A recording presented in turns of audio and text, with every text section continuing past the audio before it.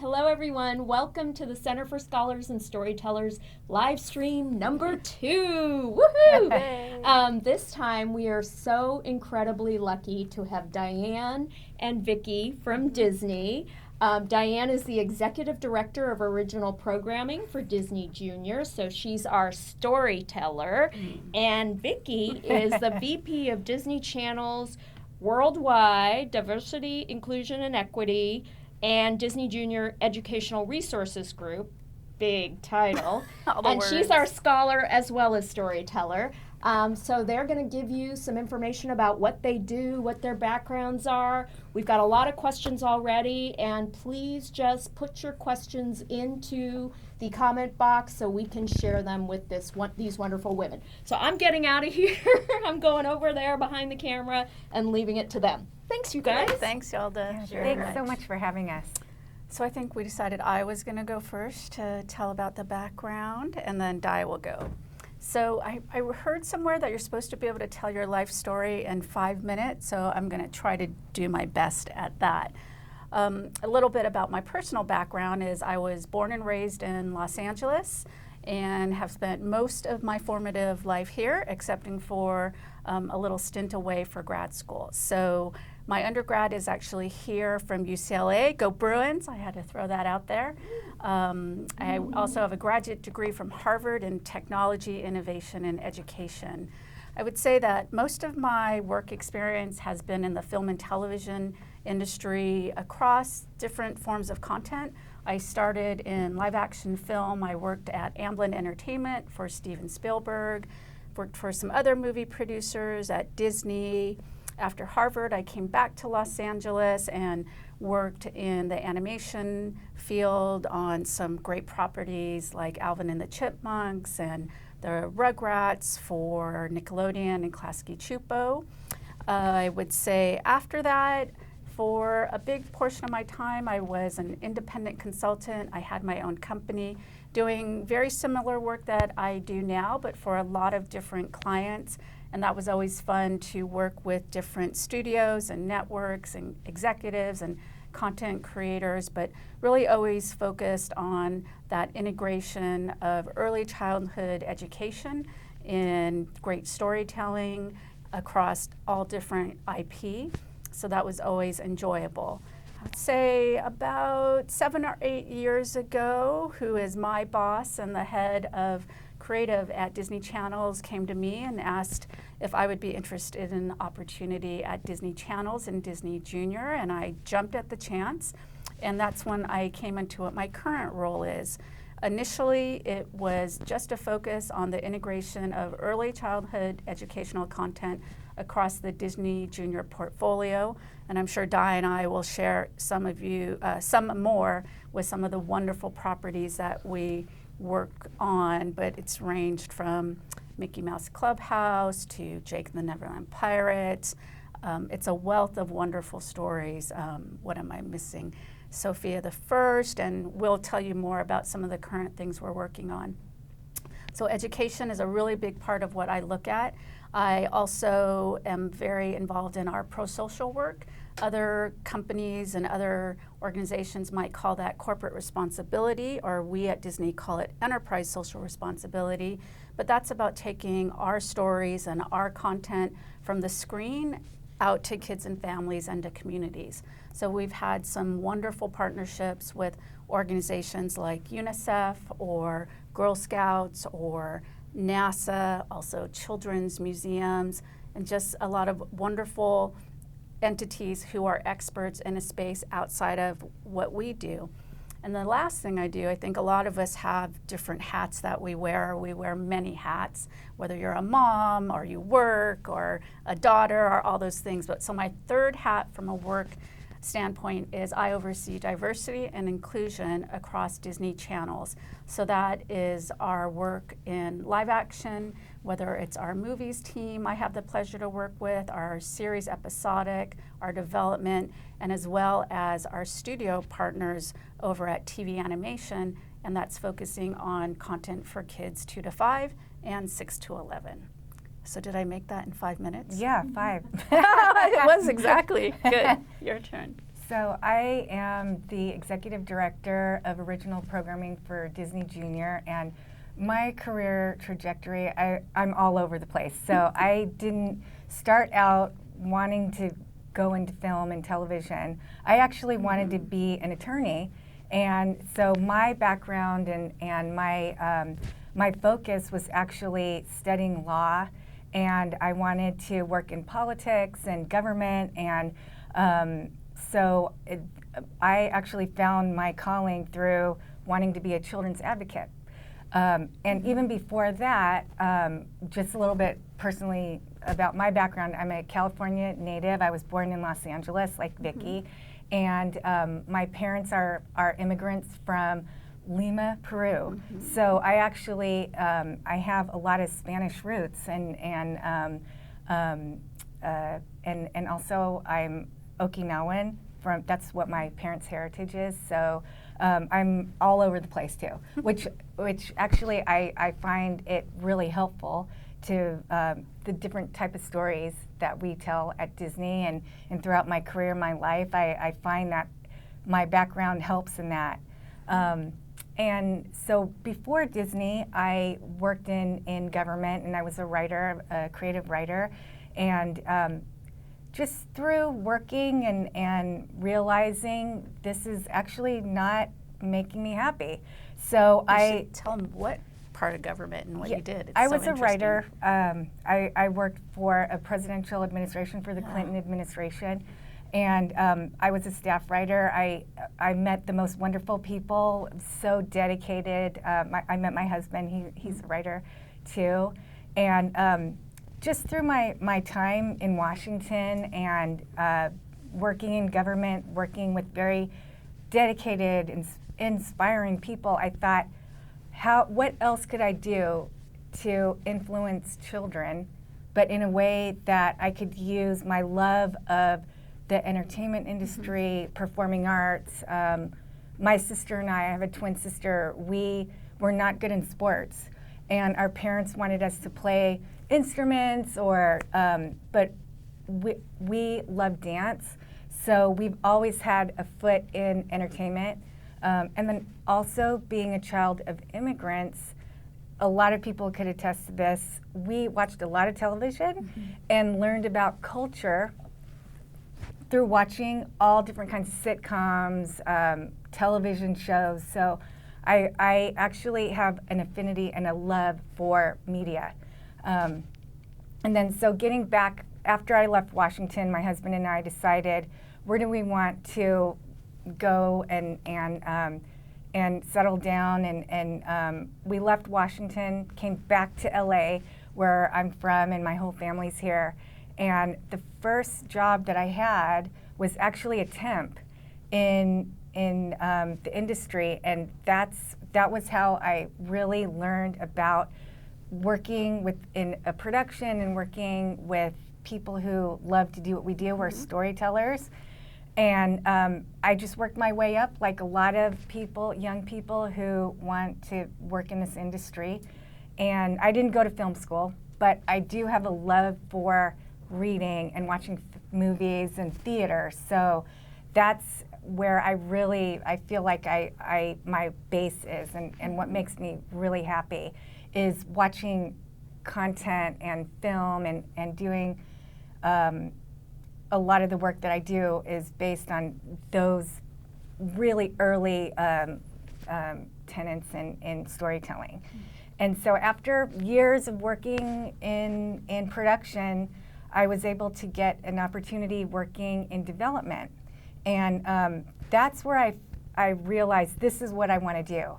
I'm not going to go into the writing, the creative side. I actually love bringing people together and working on a team and helping the actual creators of content really support their vision. So that's how I got into development, and then worked my way through the system in the studio system, and then as we all do, we go on to the next opportunity. And my current boss, Joe D'Ambrosia, who is our leader, our fearless leader, general manager of Disney Junior, whom I worked with previously said, Di, why don't you try television? And I thought, I've never worked in television, but because of my love for reading and scripts and development, I thought, okay, I'm gonna try this. And I actually am the happiest I've ever been in a career, because in television, we're making hundreds of stories. And I think it's like making mini movies. So if we have an order of 25 episodes, then we get to create through the series 25 little mini movies. So that's basically where I am now. Did you cover what you currently do? Oh, which is current? Which So, is current? yes. I'm just going to interview you. Yeah. So in current program or current series, what we're tasked as the creative executives, we oversee and support the creative teams on each of the series. So I work directly with the executive producers, the art directors, the story editors, and what we do as network executives is we are the voice of Disney Junior, and we help our talent work on their vision and make sure that it's on brand. So our creators create and they do their magic, and we work with the most amazing talent in the industry, and I find it's so rewarding because different shows that we work on means that we get to work with so many different types of personalities and backgrounds, and that's what I enjoy. And so on any given day, we're working on multiple shows, and each show has a different need, and so that's what we do. That's great. So you actually asked we had predetermined we were going to ask each other questions, but I was going to say, well, we were going to ask each other what your favorite part of our work is, but I think Di really hit on that, which is we've both clearly been in this industry for a long time, maybe longer than we want to admit, but a long time, enough to have worked for, many really successful studios or production companies. And I think what I share with your sentiment as well is, at this place and this time in my life and my career is to be able to work with and alongside so many talented, passionate creators and executives and just people. And I think for me, I see it as it's a part of children's programming, but there's been times in my life, in my career, when maybe you didn't have this wealth of resources or this sort of network around me or us, but we're in this really special moment in time. The work is very hard and it's very challenging, but it's also really rewarding. And I think what accounts for that is really just that we share really similar goals and a similar vision for how we want to go about creating that content, the thoughtfulness behind it, and that goes into it every day. And what I'm so most proud of is what we all do together, whether it's at the network or with our production partners, our crews, our teams, is just that commitment to quality.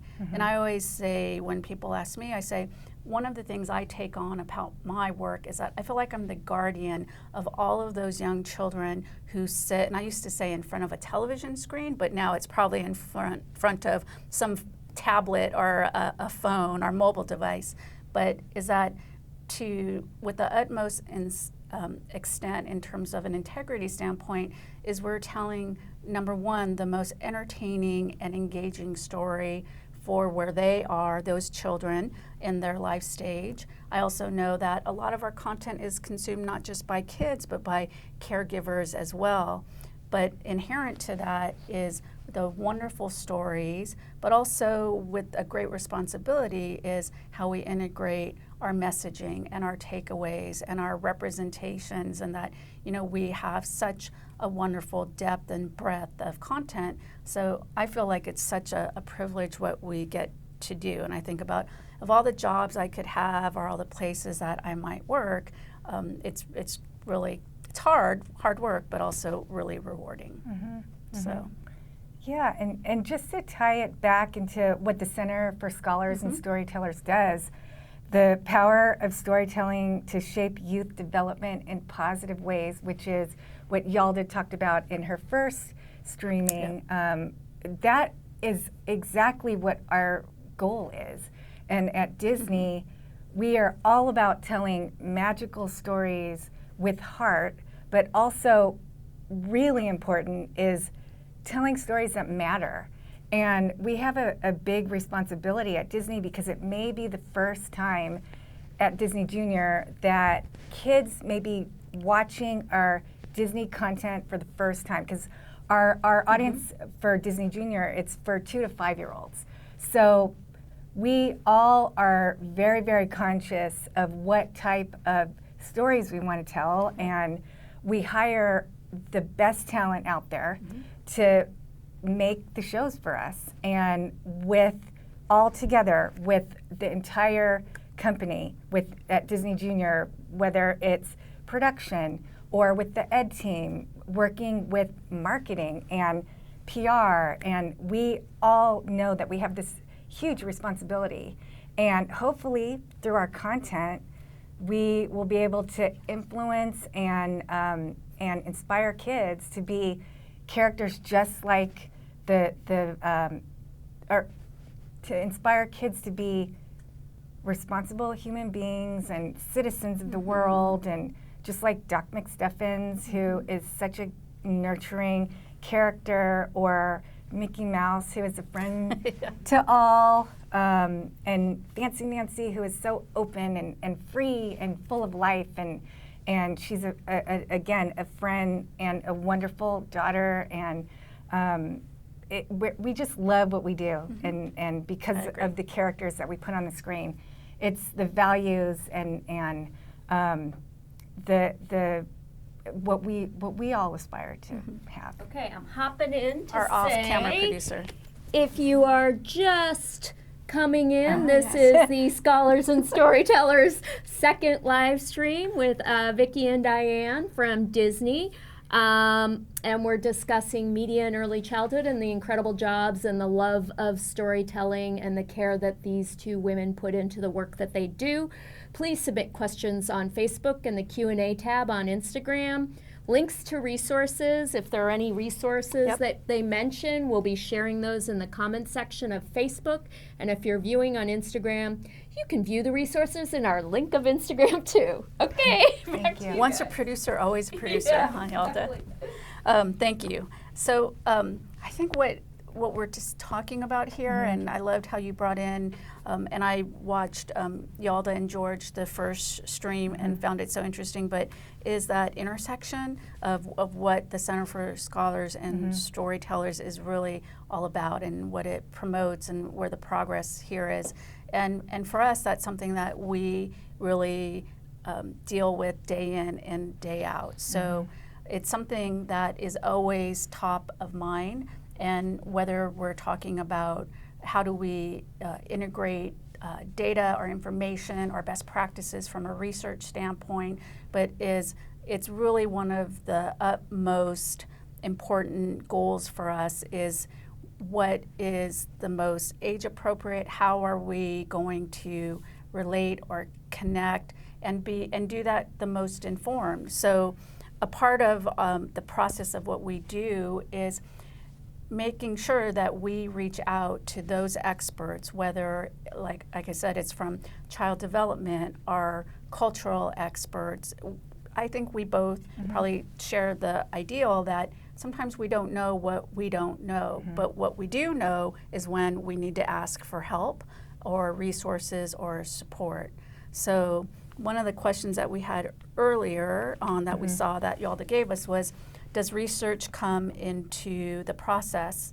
So maybe you and I both can handle one. There's actually a lot of different ways that research factors into helping us to be successful in what we do, right? Whether it's the insights or what my team does on the more formative evaluation side. You want to talk about some of that? Yeah, and even before we go into production with the series, we like to test our concepts and the characters and the themes, and we digest all the information, and all of that is useful, whether it's positive or it's challenging. And we really learn from what the kids and their parents or guardians and what they have to say. And it's very useful for us, because if we're dealing with a new character or a new type of story, then it helps inform the storytellers what lens we may need to look through that maybe we were just unaccustomed to, or we didn't fully understand. So I think that applies to across the portfolio of what we do, whether it's animation for 2 to 5 or 6 to 11, or even on the Disney Channel side for our live action.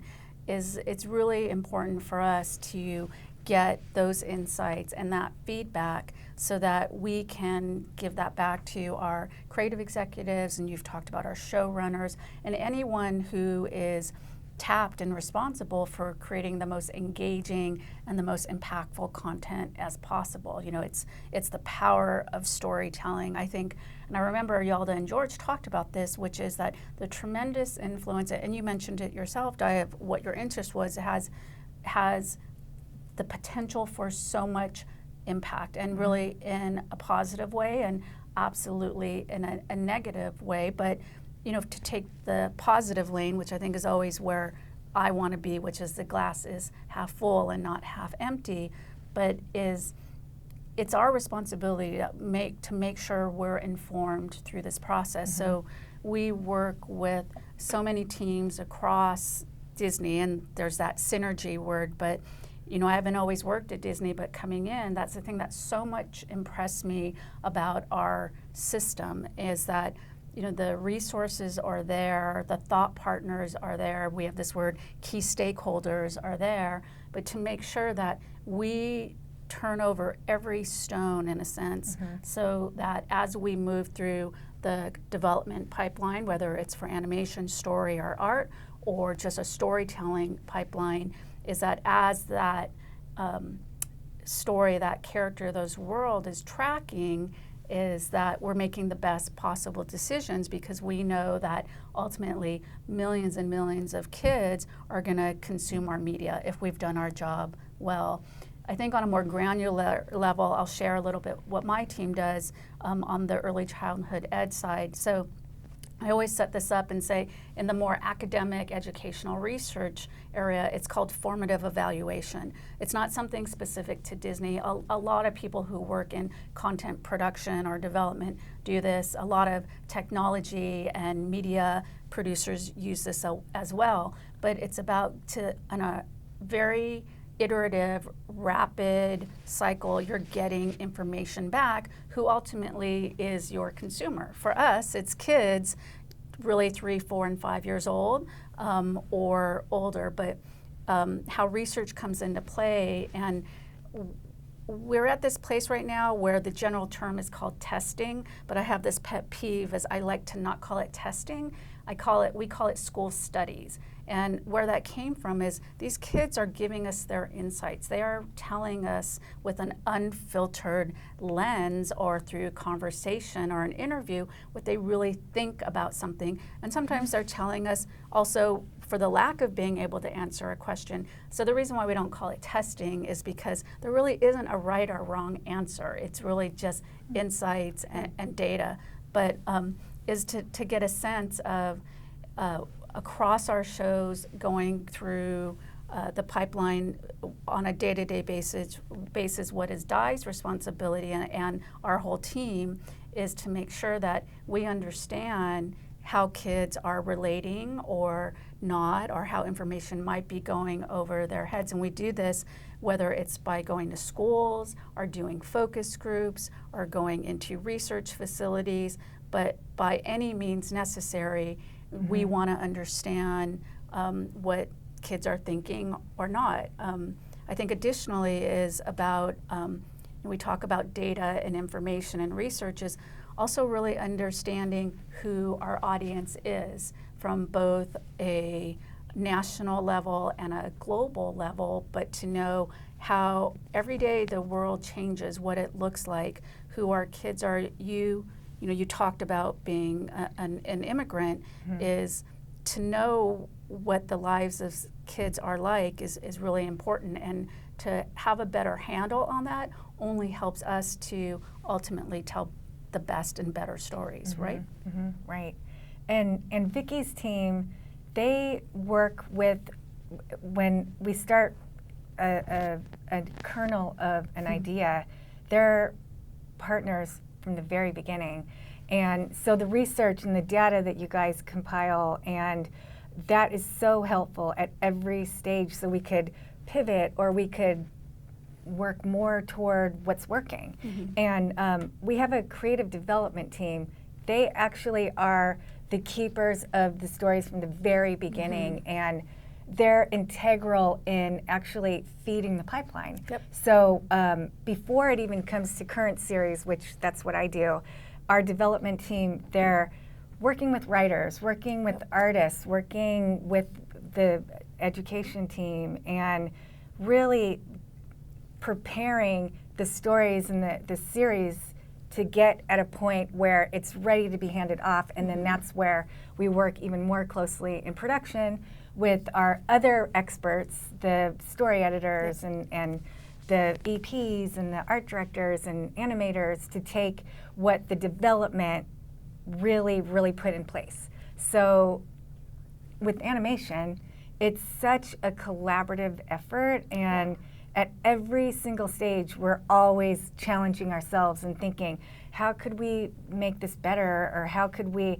focus on what's right? And so it's a lot of work, but it's very rewarding, and we know that there's so many steps, and we just all have to work together, and it's sometimes we get it wrong, and that's okay too, but we just do the best we can. I love what you talked about, though, is that it's that triangulation almost of how we each bring our best work to create the best content. And you're absolutely right. It starts with our development team, and they're seeing and thinking about stories and series that may not be on the screen for another, if we're lucky, 1, 3, 5 years. But some of those properties, if you think about Mickey Mouse Clubhouse for us, or Doc McStuffins, or Sophia the First, you know, Elena of Avalor, we have such a treasure trove of storytelling. Some of those properties are going to be on the air for 5 or 10 years if we're lucky and we've done our job right.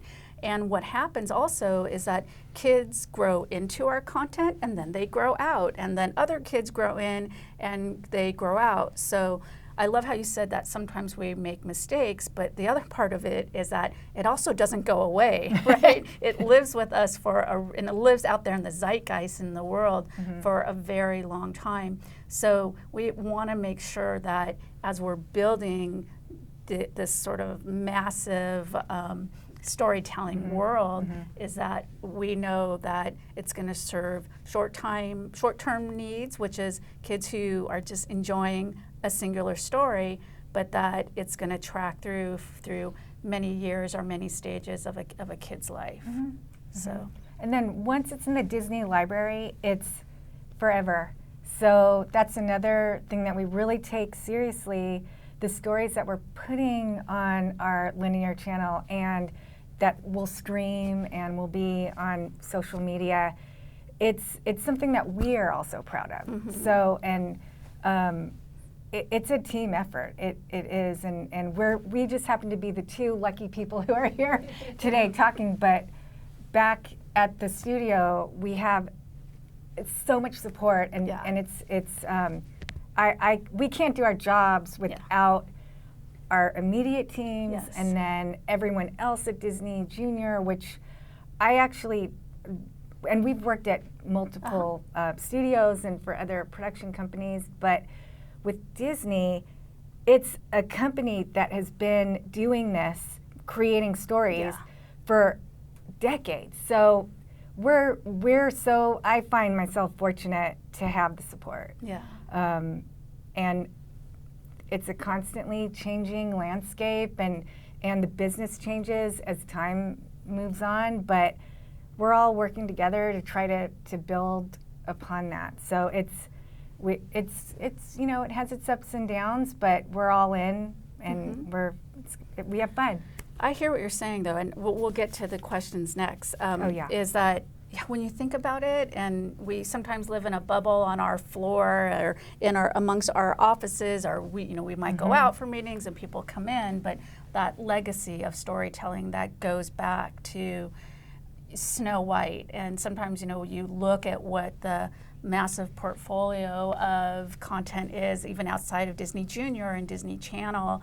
And it's kind of like this wonder. So I always think, okay, I got to really bring my best self because the stakes are pretty high. But the thing that makes me feel so confident and comfortable is that I also know that I'm not doing it alone. I have Di, you're my partner, and I can come to you and say, I've hit this wall, I've hit this roadblock. I need to bounce something off you, or I can do the same thing, across to all of our other teams. And we were going to give a shout out to our Disney Junior team over in Burbank, but anyone on our team, whether you're just at the beginning of your career, or we have executives who have been a part of Disney and Disney Channel for 10, 20, 30 years, and it's just such a range, but knowing that we can just at any turn, there is also such a great pool of expertise. So, and we're constantly learning too. Oh my gosh, yes. Which is, I think that's just part of life. It's just part of the business, and we learn a lot from our youngest members of the team too. So it's it's a pleasure to work in this industry, to actually be privileged to have a job, and we also challenge our leaders. And it's that hopefully we can continue to do that, and so that's. We're so philosophical. I know. It's almost existential. All right. Yeah, okay. So there's questions on the screen. What are we going to do here? One of you read them. Okay. Which form of children's media are we most lacking? Positive, diverse characters and plots, or ones that champion STEM curriculum? So taking it from a positive point of view, throughout the programming of Disney Junior, I feel like we've told a lot of different types of stories.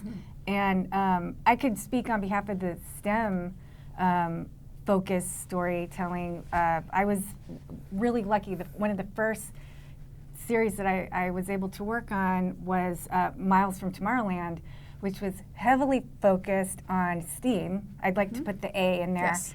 In fact, Sasha Palladino, who is the EP and the creator of Miles, he always puts that in the A because we're animation, it's art. But science and art can coexist. Yes. So, especially since that's what we do for a living, we're storytellers through media. So, but Miles, it was all about the storytelling, the character relationships, being a good brother, a good sister, being a good child, through the background of a story that was stories that were set in outer space. So every single episode, we were able to tap into science, but in a very fun way. So we get our vitamins in there, but through an entertaining way. Miles is a great example from the STEM or STEAM standpoint, though, which is a property that, and it was because we worked so closely with the team, and Sasha was so open to this. It was built into the fabric of the series, but because all of those elements were there, it allowed our other teams to also take that content and take it off the screen. So, I wanted to talk about some of the partnerships and some of the outreach that both of us were able to be a part of, whether it's to do a partnership with a children's museum in which we used a fun VR experience, or And that was for Doc? For Miles, Oh, though, for Miles, even for yeah. Miles, right? To explore the STEAM, or some of the outreach that you did with NASA and Google, our partnership with JPL, which is, it really is all about the best storytelling, but if we've done our job well and intentionally, it's seamless, these other aspects of it, to transcend just the screen and really make it so much more impactful for young kids. And I think that for us is the gold standard across all of our shows. So you mentioned Doc. Doc McStuffins is another example about that, in that same way, which is you have this amazing character who kids aspire to be, but even beyond the experience they have with watching one of the episodes was how Doc went from the screen out into the real world, whether it was through, again, children's traveling museum exhibits, or some work we might have done with UNICEF. And that, to me, is the next level beyond these amazing series that hopefully also sell lots of toys, because that's important for us, but it transcends to being so much more in a child's life.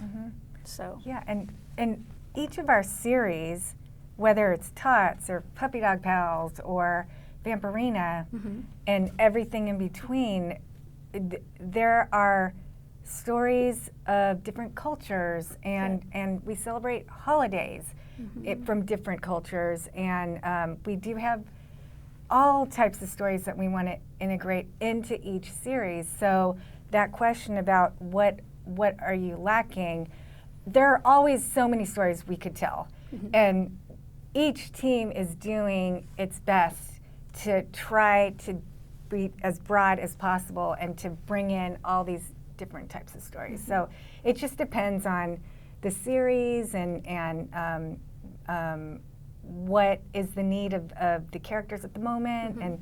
But that's top of our mind, absolutely. And just a shout out again, the Center for Scholars and Storytellers, if you're just tuning in, can't forget that.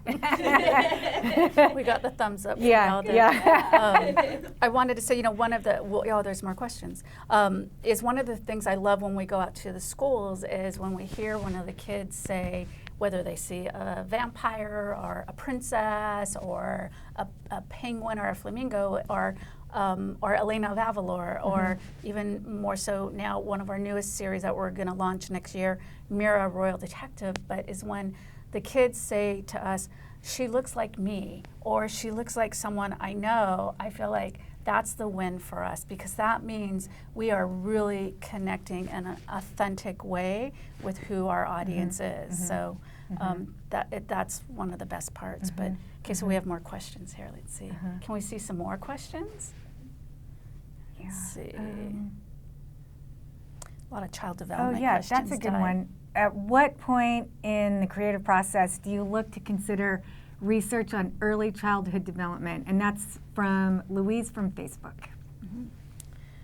So I'll answer that. Is we talked about what we call school studies, or this formative evaluation process, but we also look outside of just classrooms and preschools and research centers, and that is this amazing world outside of experts. And I would say that Center for Scholars and Storytellers is absolutely one of those resources that we have to turn to, and we turn to them on a regular basis across the scope of our work, whether it's for the youngest kids in preschool up to our tweens, young teens 6 to 11. It's also for our own education and training, is to constantly know from an industry standpoint, from a parenting trend standpoint, is that we have best practices, that we have the most current information. So how we do that is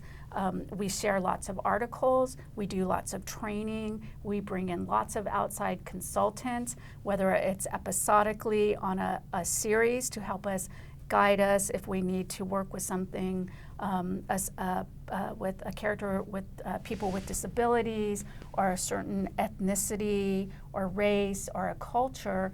Is to me, that's what the most important thing is that we turn to experts to help guide us and to help bring in the most current and most accurate information, or for us to help hone and carve out representation. There was one question about is it, I think from Alex from Instagram. Is it hard for someone to write professionally without experience? That's a good one for you. Yes. Yeah, I actually think if you are not in the industry already, there are so many resources now. There are classes you can take at a community college, or there's the extension program here at UCLA that have a lot of resources. And then I'm sure online there are so many resources too to take screenwriting or TV writing, or and that's just one way to get the skills. But at our core, everyone has a story, so you have to tap into that and bring out your experiences and what you could share. And if you feel like you want to put it on paper, then of course do it. If you want to write professionally for a television series, or it's years of honing that craft, and it's a skill that takes a lot of time. And a lot of our writers have been in the business for decades, some not as long. And it's about talent, it's about perseverance, and really just sticking to it and honing your craft.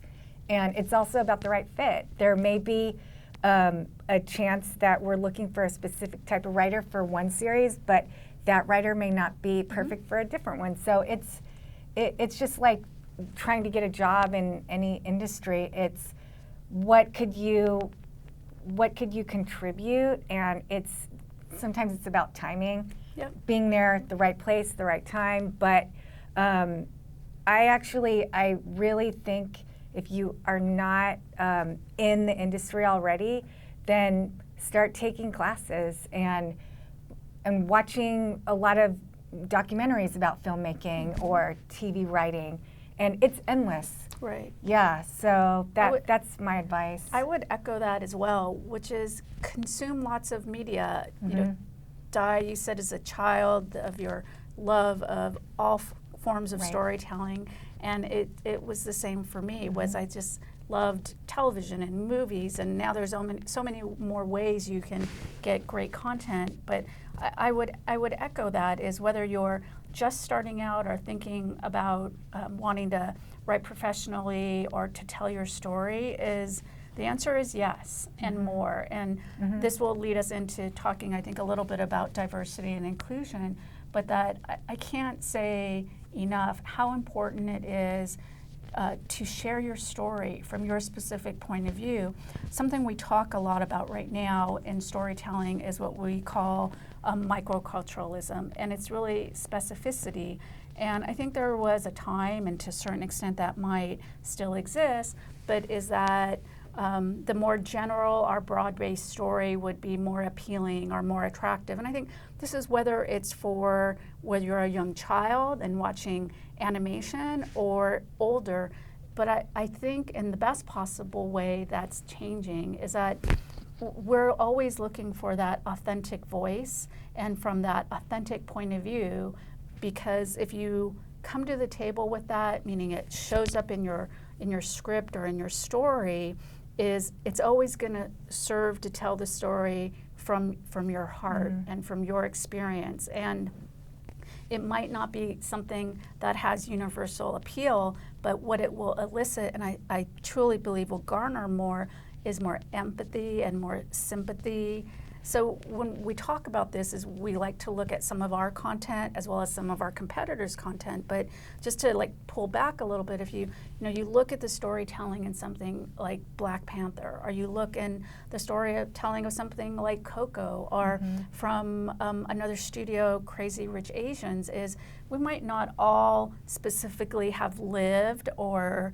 that might not have been our story, but you can both sympathize and empathize in the best possible way, because you can find your likes and your differences.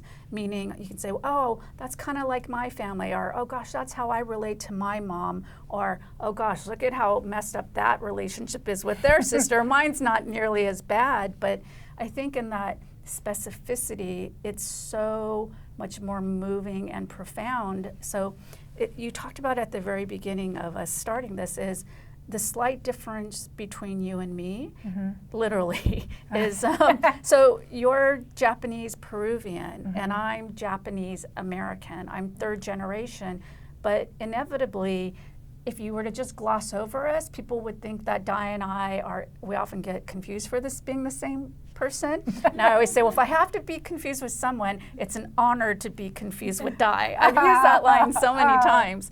But is that it's in the specificity, is you're Japanese Peruvian. I learned so much about myself through you, but I also learned how we're different, you know, about your background, where your family is, and how what you celebrate, because it has the Latinx influence. And then I sort of compare that to mine, which is I'm this person who grew up on the west side of Los Angeles, and I'm third generation Japanese American. But, you know, I think in that specificity, it's almost as if you can get closer or create a stronger connection. So, you know, when it goes back to writing is, yes, just write your story, tell your story, and kind of own it and find that impact in that way. And we need more of that.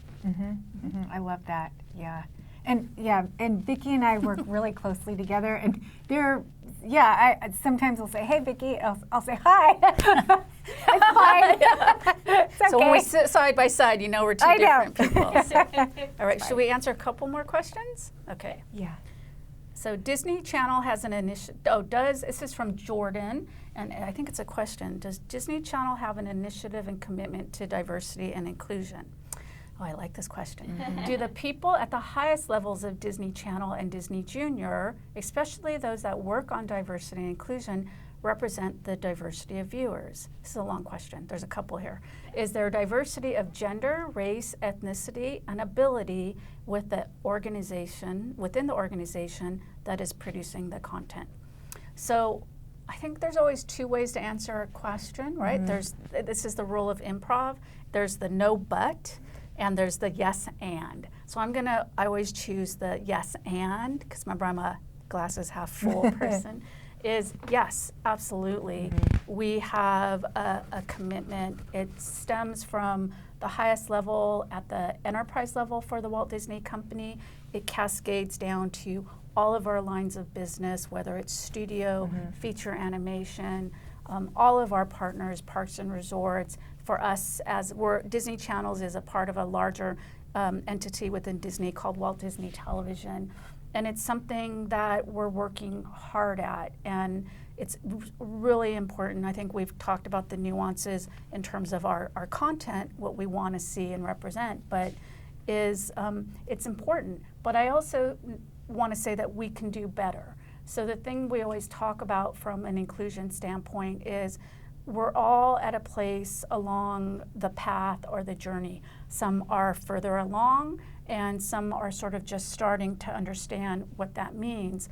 But going back to data is, I think a few years ago we knew that kids 2 to 5, and our insights team teaches us this, right, and informs us that the majority of kids 2 to 5, and I'm really grossly generalizing, but was majority minority from a race and ethnicity standpoint. So those kids are aging up, so that next bucket of kids are now 6 to 11 or 14. So then what we know moving forward, and Yalda might be able to have to give you a link to this specific information, is the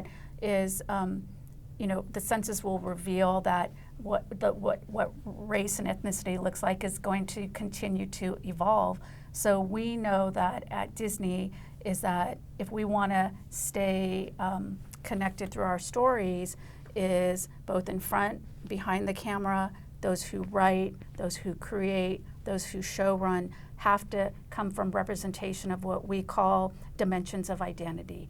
You know, there's a lot of different ways to look at that, whether it's gender, whether it's race and ethnicity, whether it's LGBTQ plus I, there's also people with disabilities, and there's, you know, socioeconomic and age, and there's just so many more ways. I look at it not as what we haven't done or where we are not, but the opportunity of where we can go, and we need to go to stay relevant.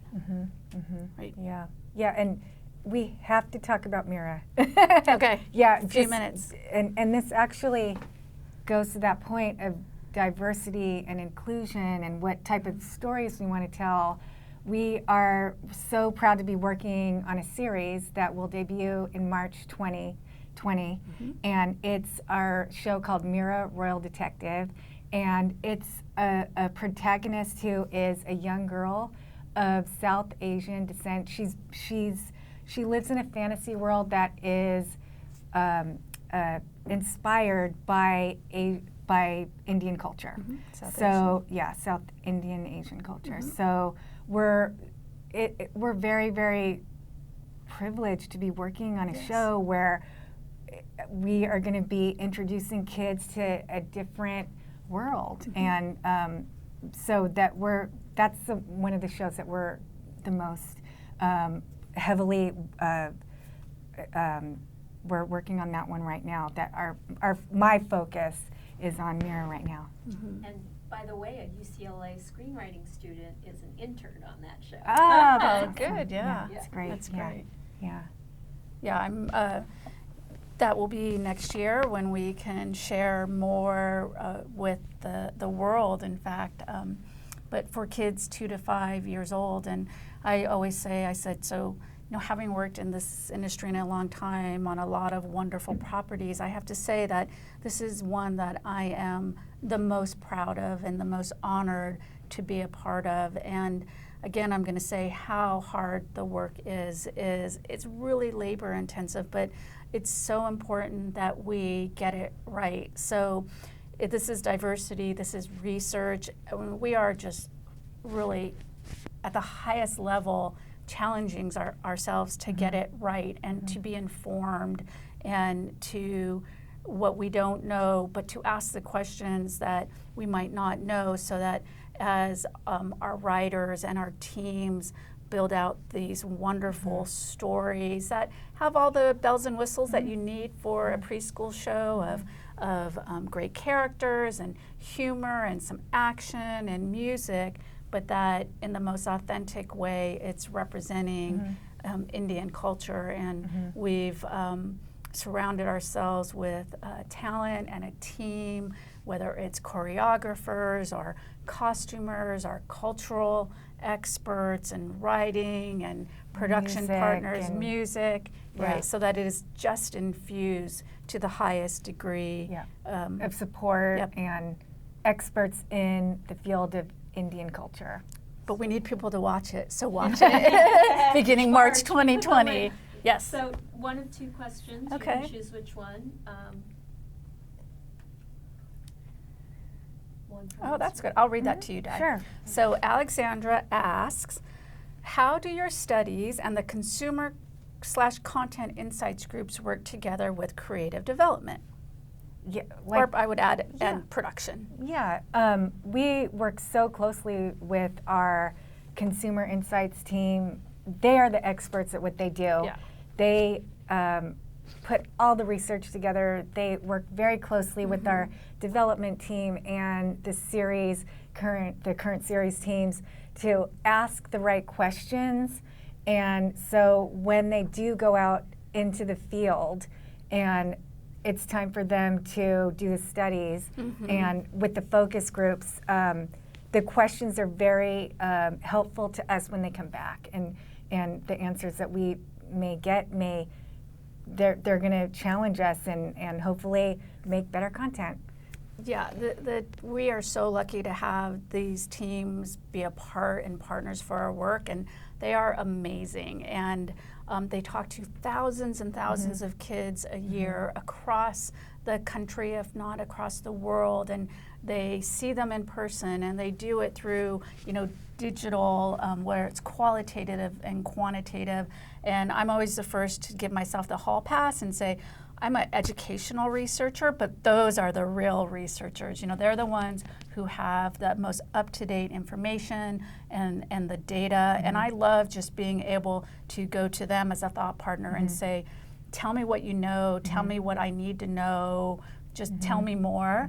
I'm also happy to be able to refer and defer to them and say, I'm not the person you need to talk to about that. You need to talk to, someone on Jane's team, or Irene, or Lisa, or Kathy, and the names, go on and on. We have so many amazing partners who help us to make, I think, me look good, us look good, and us all look good. But I think it honestly takes, we have to show up every day, right? Really, it's good hard work. Right, and then with that scientific feedback, then it's up to us as the storytellers, the development team, the series, content, all of us to work together and use that to influence us to make better content or pivot or do the best we can to do our jobs. But then it goes on, right? You could have like a whole nother hour session here is once it leaves the threshold where we let it go, and in a sense you don't really give your baby away, but it goes to, but they're involved early on, as you mentioned. The brand team is, for us, it's called brand development and integrated planning. They have an expertise that is always sort of astounding to me, to extend our properties to products or to our parks team, and then our marketing team that comes in, and I just sort of sit back and go, yes, you do your thing through whether it's creative, promo, social media, engagements out is, I think these things don't happen, and success doesn't happen by accident. It's very planful, and at every turn, such a robust system. So should we answer one more question? Sure. Okay. But it's going to cut off at 1. Okay. 3 minutes. We'll be in mid-sentence. That's a good way to end. About impact. Okay, so Becca asked from Instagram, what's the evidence of the impact of your content development? Oh, yeah. How do you evaluate outcomes from your content on viewers? So we have probably 2.5 minutes. Yeah, yeah. Okay. And we talked about this a little bit before about what happened with Doc McStuffins. Right. For me, it's I'm right. Yes, right. You. It's engagement. Absolutely, we measure. Not so much ratings. We do measure ratings, but it's when it goes above and beyond. And I use that word about transcend. We're producing content, but in a sense, we're doing it for the kids. It sounds, here we're going being so philosophical, but is that this is something that's going to carry them for the rest of their lives in some way, shape, or form. For us, it is the point of entry to a great big world of Disney content that if we've done our job right, it's going to continue on for decades until 80s and 90s and beyond. But the impact is, is that we've just made the world a better place, right? Right. What do you? Right, and our media team, they share with us through social the photos that people post of themselves wanting to be the characters, and some of our content creators too. Someone goes can I be a doctor like Doc McStuffins? Yeah. Or maybe they'll say that about Mira. Right. Can I be a detective? A problem solver. Yeah, problem solver. Can I help? Right, and puppy dog pals. Kids love the puppies because they're so great brothers to each other, and it's such a great message. So, yeah, we hear the feedback and we love it because it challenges us to make more just like what we're continuing to do. Just want to make kids happy, make them laugh, tickle or like touch their hearts, Right. right? I don't know. Yeah. More time? Yeah. You got All right. 1 more minute. Yeah. 1 more minute. Yeah. Any What's last the minute thing? takeaway for the audience? Yeah. Just what we've all been saying about trying to make content that inspires kids to be better citizens.